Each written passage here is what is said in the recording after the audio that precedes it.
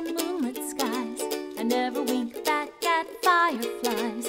But now that the stars are in your eyes, I'm beginning to see the light. I never went in for afterglow, a candlelight on the mistletoe. But now when you turn the lamp down low, I'm beginning to see the light.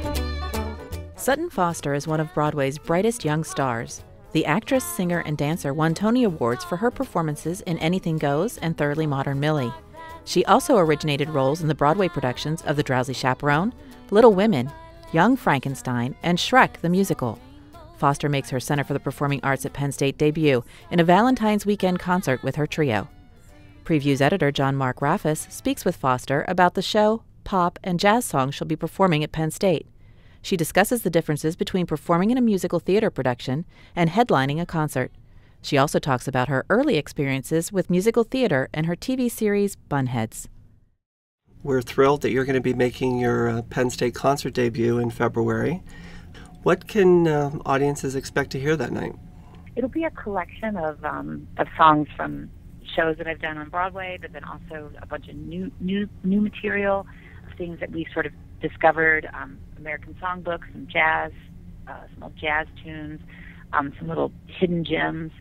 And it's such an opportunity for me as like a solo artist to be able to express myself creatively as myself, as opposed to by playing a character or being in a show. So it's a really intimate sort of insight of just sort of who I am as an artist and as a performer. Any chance, since that concert is happening on Valentine's weekend, that there might be a few more romantic tunes than usual, or is that something you hadn't considered? That's actually a great idea.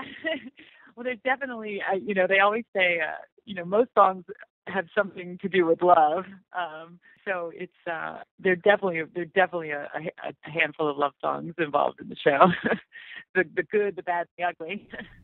I realize it's a concert setting, and so it's all about you singing, but do you ever feel like when you're on stage doing a concert that there are moments you want to break into a tap dance?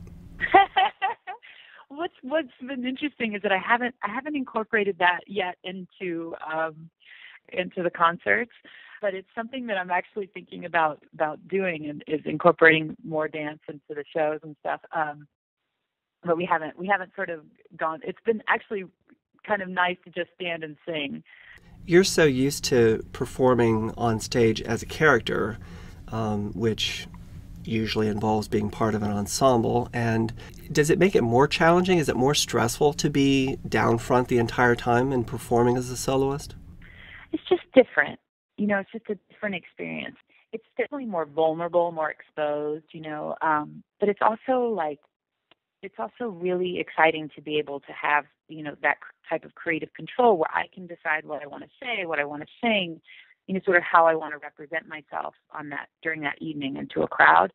Sometimes I get I'm enormously nervous, right before I go, because it's just me, it's just out there, all alone for an hour, hour and change. And there isn't any other backup really. But it's also it's exciting to be able to express myself in that way, and to just be able to, sing the songs that I love, and to be able to sort of find new material, and it's a really wonderful outlet.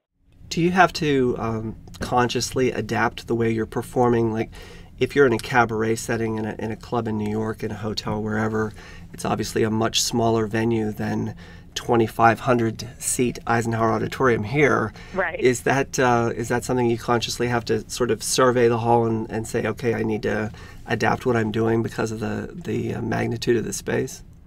I think so. I mean, a space like the Cafe Carlyle, which seats about 90 people, it's more like performing in someone's living room as opposed to performing on a stage in an auditorium. But at the same time, it's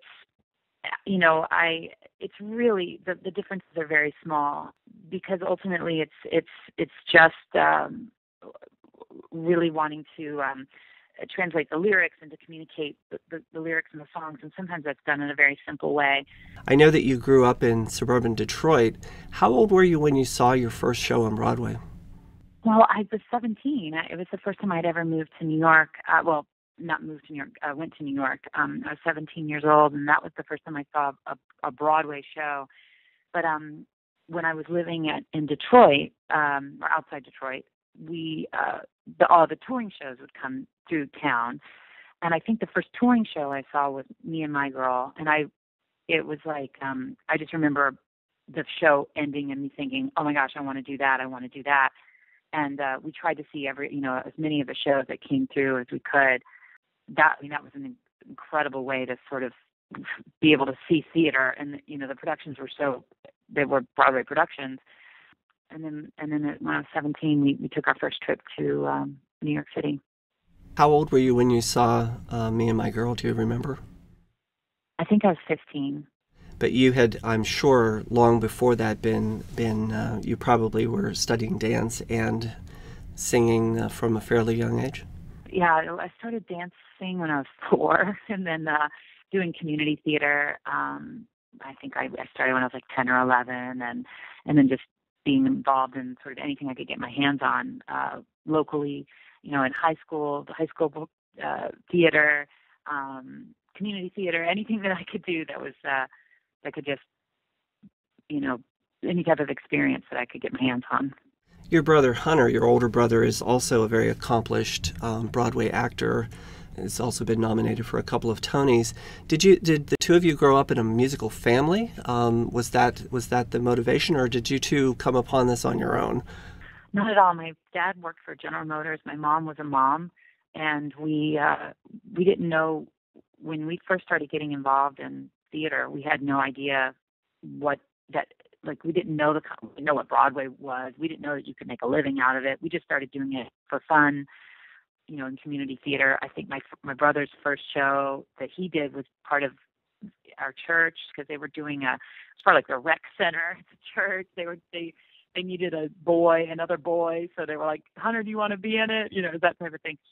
But it was it all kind of happened very naturally. It wasn't my extended family. Everyone kind of looks at us because we don't know really where it all came from. But we feel so lucky that we found it. Tell me about Bunheads. What was it like being the star of your own TV show? It was pretty amazing. Amy Sherman-Palladino was my Gilmore Girls was my favorite TV show of all time, and I was totally obsessed with it. And to be able to work with her, and then now to call her one of my friends, is kind of mind blowing. But could not have been a better experience. I learned so much.